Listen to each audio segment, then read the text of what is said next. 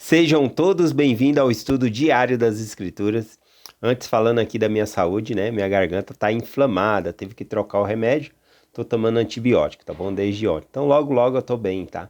Agradeço as orações de vocês aqui, que vocês mandaram aqui no canal, tá bom? Agradeço demais aqui pelas orações de vocês. Bom, hoje eu vou compartilhar com vocês aqui o livro de Obadias. Obadias significa em hebraico servo do Senhor ou adorador do Senhor. É bonito esse nome. Obadias ele está profetizando contra os edomitas, contra Edom, tá bom? Quem é o Edom, né? Edom é aquele povo que descendeu de Esaú, bom? Então esses são os edomitas e essa profecia é diretamente para eles. Bom, também, ainda que seja diretamente para eles, eu tenho que considerar que também é para os nossos dias, tá bom? Porque Edom significa o mundo também, tá bom? Por exemplo, lá em Isaías 63:1 diz assim: Quem é este que vem de Edom com vestes tingidas? Tá falando dessa segunda vinda de Cristo, quando ele vai vir de vermelho ali, né? Por quê? Porque ele vai ter pisado em Edom, pisado nas nações que não acreditaram nele, tá bom? Então ele vai vir tingido de vermelho aqui. Então Edom também simboliza outras nações. E hoje aqui nesse capítulo vai ficar mais explícito sobre isso, tá bom? Sobre Edom. Bom, por que que Edom, né, simboliza o mundo, né?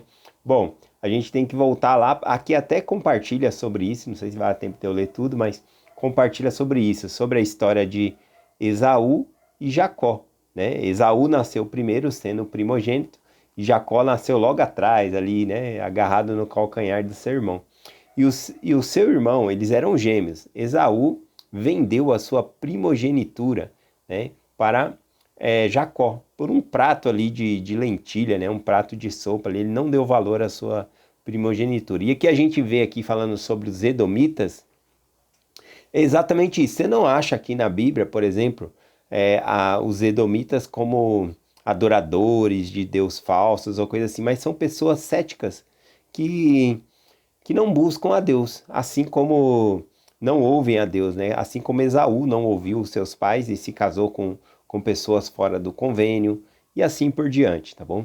Então aqui Edom simboliza o mundo que não busca o Senhor.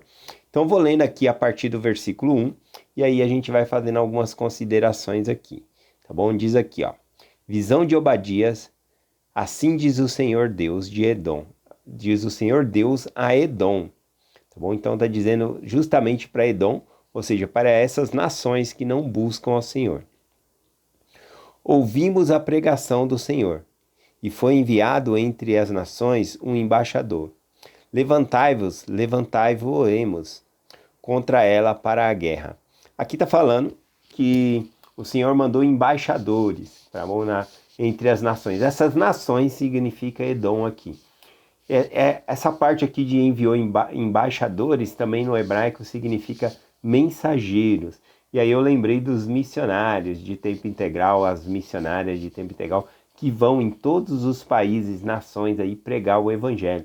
Então, aqui o Senhor está prenunciando antes da sua segunda vinda, avisando essas nações sobre a segunda vinda dele, para que eles possam se converter. Tá bom? Então isso realmente acontece. Aqui, versículo 2 diz assim: Eis que te fiz pequena entre as nações, tu és muito desprezada. No hebraico, dá para colocar aqui um sentido da palavra ao contrário, como se fosse assim, ó. Eu te farei pequeno entre as nações, porque Edom era grande. Edom ficava localizada numa montanha, né? Era uma fortaleza muito forte ali. Ela se achava porque estava naquela muralha ali numa montanha muito alta, né? Era difícil de entrar ali para guerreá-la. Então elas confiavam nisso. Então aqui o Senhor fala que iria fazer ela pequena, tá bom? E ela que era prestigiada por outras nações seria desprezada. Aqui no versículo 3 diz assim, ó: o motivo, né, da queda de Edom. A soberba do teu coração te enganou, como no habita nas tendas das rochas, nas fendas das rochas, e nas alturas morada. Diz em seu coração: quem me derrubará em terra? Então aqui, por causa que Edom, né, ela habitava nas montanhas, um lugar que era uma fortaleza muito grande, forte, né? Para entrar ali, por exemplo, tinha um desfiladeiro, uma parte que passava só duas pessoas ao mesmo tempo ali. Então, mesmo que um exército numeroso fosse contra Edom, né, naquela estreita passagem ali, eles seriam derrotados, tá bom? Porque seria pouca gente que poderia passar de uma vez ali. Tal difícil era entrar nessas montanhas aí. E as suas casas eram lá na montanha. Então aqui eles estão se achando, né? Eles estão na fenda das rochas, eles moram em cima dessa montanha, eles têm visão privilegiada, de modo que quando eles veem ataque de outras nações, em outra nação, ele corre lá e busca os espólios de guerra, né? Então eles usavam essa estratagema aqui também. Mas aqui fala, né, que a soberba do teu coração te enganou. Ou seja, a confiança que ele tinha naquela montanha, na estratégia deles, fez com que eles pudessem cair.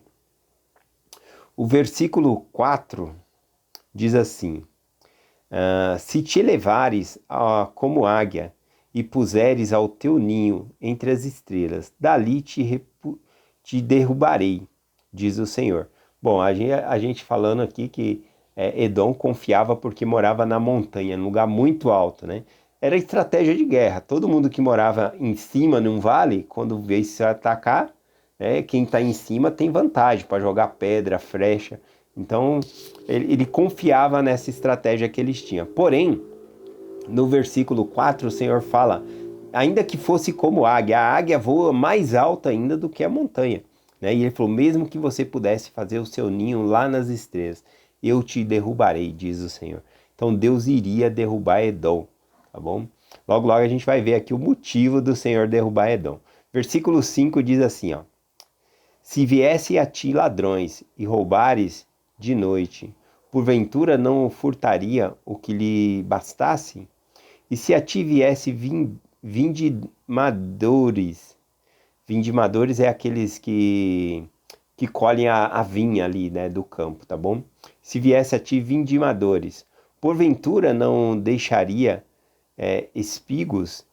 Aqui está falando sobre duas coisas. Bom, na lei ali do campo, quando eles estavam colhendo, segundo a lei que existia, eles colhiam no campo, mas as bordas do campo eles deixavam para os pobres, necessitados, viúvas, tá bom? Então era proibido eles colher tudo. E também se eles estivessem levando, caísse alguma espiga, também eles não podiam pegar, era para deixar para outras pessoas pegar, tá bom? E aqui ele está falando, se um ladrão entrar na sua casa, ele não vai levar tudo, né? Tem coisa que para ele não tem valor, né? Algumas roupas, algumas coisas. Então, mas aqui o Senhor está falando exatamente o contrário, né? Que se esses fossem o caso, ainda te sobraria alguma coisa. Mas de Edom, o Senhor falou que não sobraria nada, ele não deixaria sobrar nada sobre Edom. Então, o julgamento seria severo aqui para Edom. Aqui o versículo 6 diz assim, ó. Como foram esquadrilhadas as coisas de Esaú, e que foram investidos dos seus esconderijos. Aqui está falando do tesouro que eles tinham, né?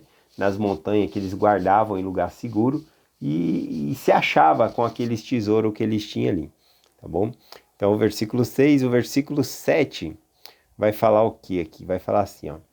Todos os teus confederados, as nações que tinham aliança com ele, levaram para fora dos limites e gozavam de tua paz e te enganaram.